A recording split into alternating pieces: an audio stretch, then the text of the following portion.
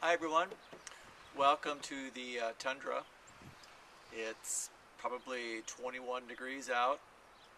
At this time of year, it's important to have a good indoor training room, especially for keeping up on your biking. Now, a lot of my buddies have been improving their training rooms this year. Hi Mario. And spending a lot of time upgrading it, doing a lot of great things. I'm not a rich guy. I make like a $1.71 an hour. No way, shape, or form do I have a fancy training room. We'll go in a little bit and show you what I've got. Now, there's a number of Minnesotans who will bike outside all year long in frigid conditions. They also have dreadlocks and bathe twice a year and vote for the Socialist Party every 4 years, and I'm just not that kind of guy.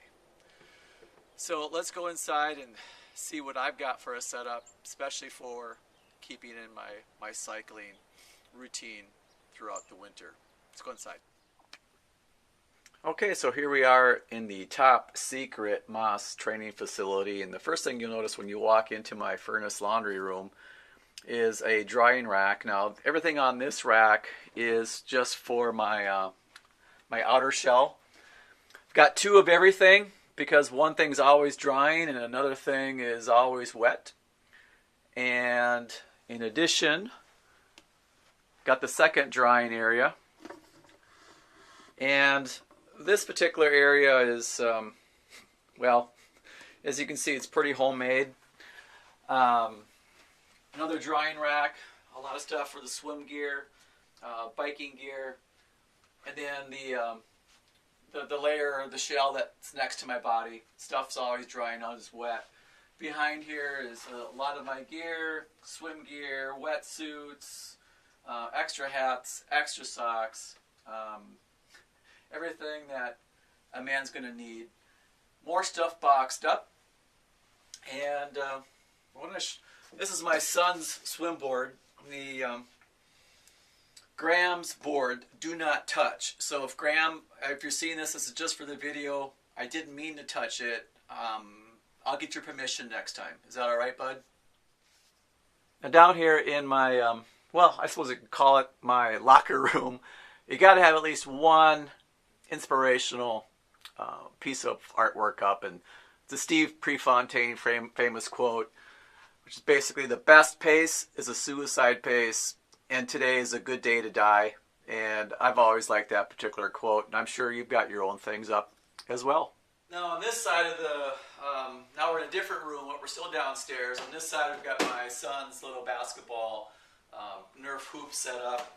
We've got a lot of core work things, different size balls, take care of the various core work. We've got the, we all know this is a torture device. This is to help maintain your IT band. Put it on the ground, you roll back and forth on it. It's a lot of fun.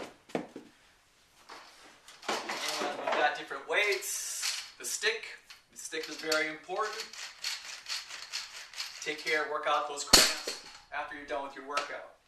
Here's the bike setups. I've got mine set up, and I've got one for the boy. This is something that he got a train roller for Christmas, so he's down here. He's cycling with me at least a couple of times a week. He's starting to get into it. He's understanding what the RPMs mean to him, and he would like to go through and challenge himself often. I find him down here by himself. It's a really neat thing to have a father-son combination. But what's really important down here is, it's bare bones, basic. There's no frills. There's no extras. There's none of this fancy paint job stuff going on, totally redoing your training room. This is it. It's kind of like Rocky IV out in Siberia, trying to make it through the winter.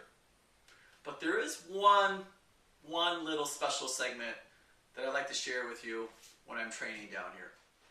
So when I'm training on my bike and I'm a little bit bored, usually I'll listen to music or something, but if I want something perhaps a bit more inspirational, just hit the remote and try to find something on TV to watch. And now this past weekend there was a little bit of an inspirational football game that took place on Sunday. Let me change it to my gear and be right back.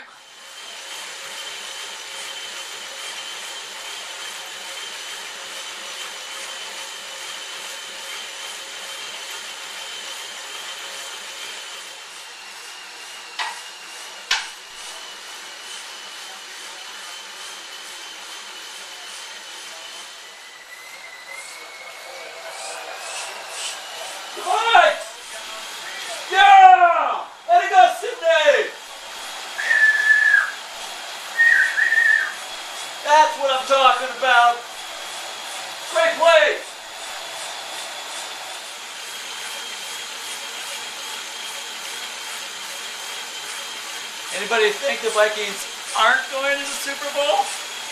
See you in a few weeks. We'll be biking from Miami. See you, everyone.